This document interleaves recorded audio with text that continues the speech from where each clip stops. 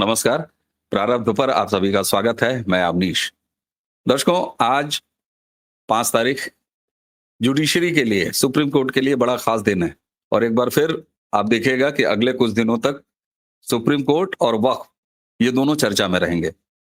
आप सबको याद है कि वक्फ एक्ट पर तमाम दायर याचिकाओं पर सुप्रीम कोर्ट ने सुनवाई किया था और 5 तारीख यानी आज से फिर सुनवाई शुरू होगी।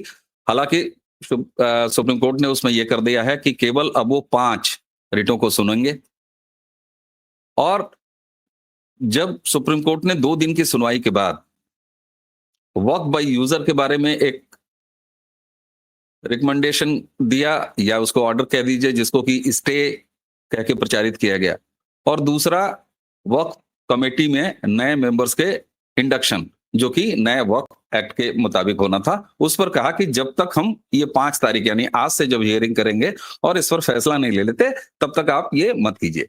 लेकिन सुप्रीम कोर्ट ने उसी में ये भी कहा कि वक्फ बाय यूजर में जो अनरजिस्टर्ड डीड हैं, जो नोटिफाइड नहीं है, उन पर कहीं कोई रोक नहीं है, आप जो चाहें एक्शन ले सकते हैं।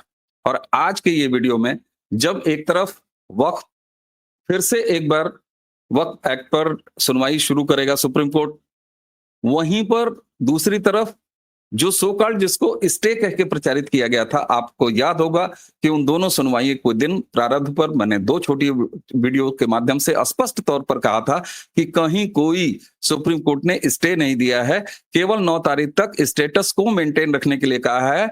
ऐसे रजिस्टर्ड डीड वाले नोटिफाइड जो वक्फ बाय यूजर प्रॉपर्टी हैं, यहां मैं आपको अब ले चलता हूं शिमला, जो इस बात को प्रमाणित करता है कि मैंने जो बात आप सबको बताई थी वो सही साबित हुई और वही सही है।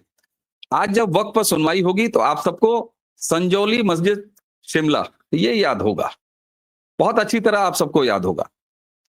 इस मस्जिद को लेके बहुत सारे धरने, बहुत सारा विरोध वो भी हुआ था शिमला में। इस मस्जिद की 2 ऊपरी इमारतें, ये 5 मंजिली बना दी गई थी, इसकी 2 ऊपरी इमारतें ये अवैध पाई गई थी उसी समय, जिसको कि गिरा भी लिया गया। ये आप देख रहे हैं, इसमें इस फ्रेम में 2 गिरी हुई हैं, लेकिन जो बाकी 3 बची हुई हैं उसको भी गिराने का आदेश वहां की स्थानीय जो नगर मजिस्ट्रेट है उस कोर्ट से निकल के आया है, जो नगर पालिका या नगर निकाय मजिस्ट्रेट का कोर्ट होता है। अब यहां पर ये सीधे सीधे वक्फ बाय यूजर का मामला है।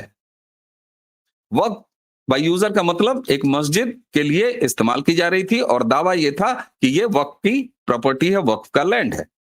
लेकिन जब कोर्ट में सुनवाई हुई और नगर निगम या नगर पालिका ने, वहां नगर निकाय ने जब तलब किया पेपर, तो इनके पास ऐसा वक्फ का कोई पेपर नहीं था, जबकि ये वक्फ बाय यूजर का ही मामला है।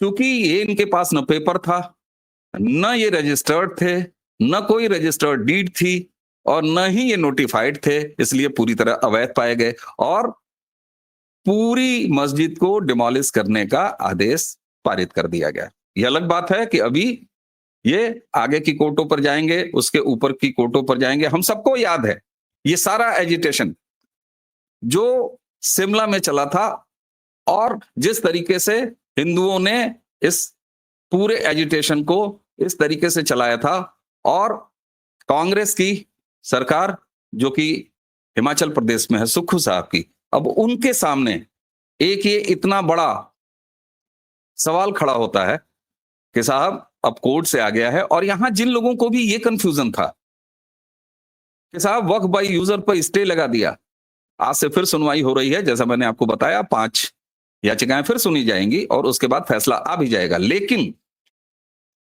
जो लोग भी ये कहते थे कि स्टे प्रभावी है, स्टे प्रभावी है और सुप्रीम कोर्ट ने रोक लगाई है, ये संजौली शिमला मस्जिद का मामला इस बात को प्रमाणित करता है कि ऐसा कुछ नहीं है। अब सवाल खड़ा होता है कांग्रेस पर, सवाल खड़ा होता है सुक्खू पर, हिमाचल की सरकार पर, कि क्या वो कोर्ट के आदेश का पालन करेंगे। दूसरी पार्टी तो जाएगी, आगे के कोर्ट में भी जाएगी, ये उसका खेल रहा है हमेशा से। लेकिन सवाल ये उठता है कि इस देश की जुडिशरी से इस तरह के फैसले कैसे आते हैं।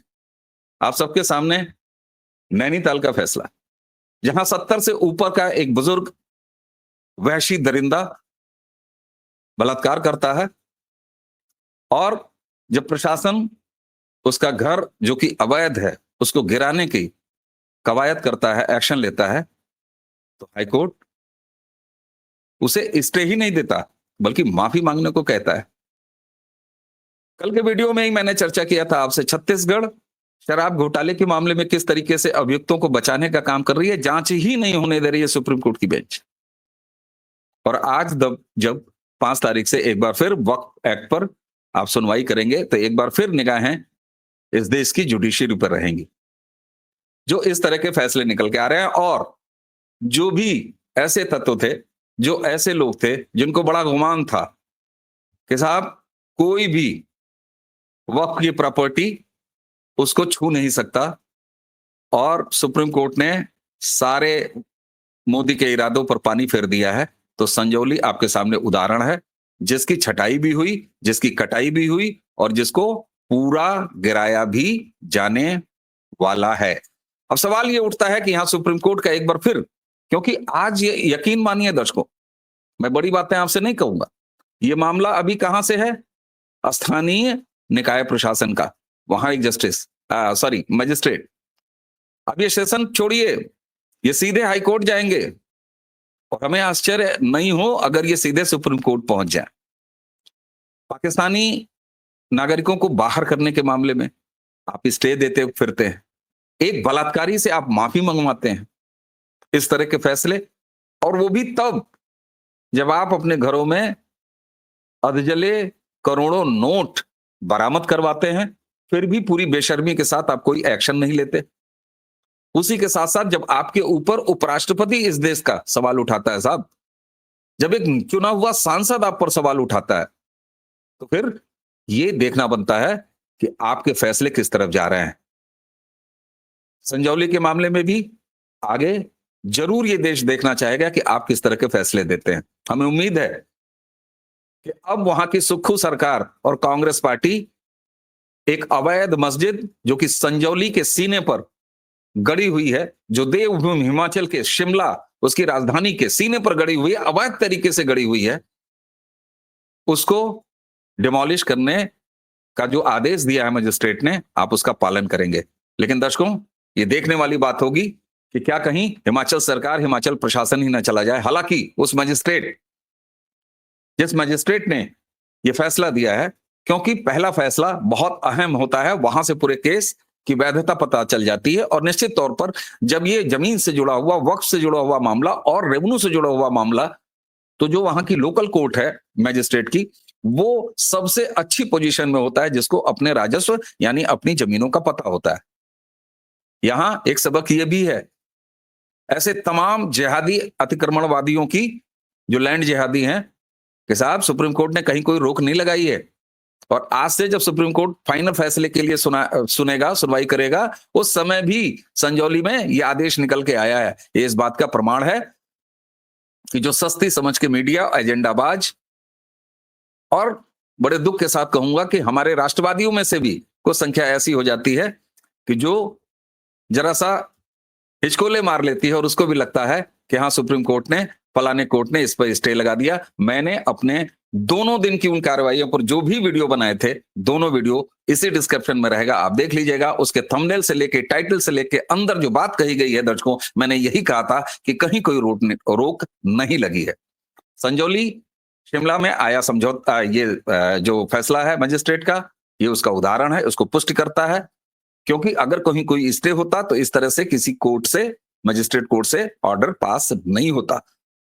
इसलिए आज से जब वक्फ एक्ट पर फाइनल सुनवाई, अंतिम सुनवाई शुरू करेगा, 5 याचिकाओं की, बहुत सारी याचिकाएं थी लेकिन कोर्ट ने सेलेक्ट किया। और मैं आपको बताऊं, जो समय दिया गया था इसमें सेंट्रल गवर्नमेंट को अपना पक्ष दाखिल करने का, वो उन्होंने बीते 28 अप्रैल को दाखिल कर दिया था। और उस अपील की सारी डिटेल तो मैं नहीं बताऊंगा आपको, क्योंकि अब कोर्ट की प्रोसीडिंग्स शुरू हो चुकी होंगी, नई चीजें आएंगी, अपने आप पब्लिक डोमेन में आएगी।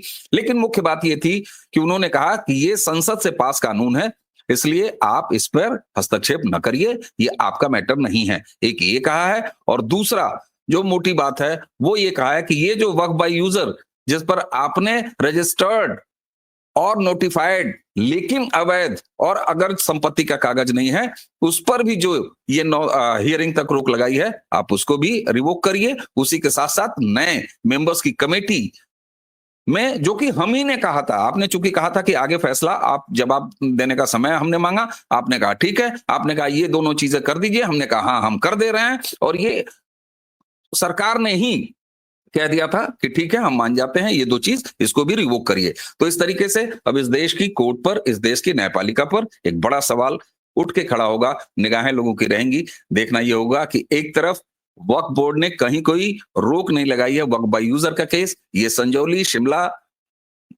हिमाचल का ये उदाहरण साबित करता है। बहुत बड़ा सवाल अब सुक्खू और कांग्रेस की सरकार की तरफ है कि वो इसका पालन कराते हैं या नहीं। बाकी बची हुई संजौली की उस अवैध मस्जिद जिसका ना कोई कागज है, जिसका ना कुछ है, वक्फ बाय यूजर है जरूर, लेकिन वो डिमॉलिश होता है, ये बताता है कि केंद्र सरकार का जो वक्फ एक्ट है, इंडक्ट हुआ है, जिस पर आज से सुनवाई होगी, अंतिम फैसला भी आ जाएगा, वो पूरी तरह प्रभावी है और वो कारगर भी है। दर्शकों, हमें उम्मीद है कि आज की ये जानकारी आपको पसंद आई होगी। तो सारी निगाहें कोर्टों की तरफ, तरह तरह से निगाहें कोर्टों की तरफ, कहीं शराब घोटाला बचाते हुए आप दिखाई देते हैं, और कहीं एक रेपिस्ट जो खुलेआम है उसको अगर कोई कार्रवाई हो रही है तो आप उसको भी बचाते हुए दिखाई दे रहे हैं। दूसरी तरफ आपके घरों से नोट निकल रहे हैं, जले अधजले कितने चले गए, ये भी सवालों का दायरा है, और वक्त पर तो आप पर निगाह रहेगी। बचाइए अपनी इज्जत मिलाट, क्योंकि इस देश के उपराष्ट्रपति से लेके, इस देश के सांसद से लेके, इस देश के आम जनमानस तक अब आप पर सवाल उठ रहे हैं, क्योंकि आप होंगे सर्वा होंगे आप लोकतंत्र के कथित चौथे खंबे।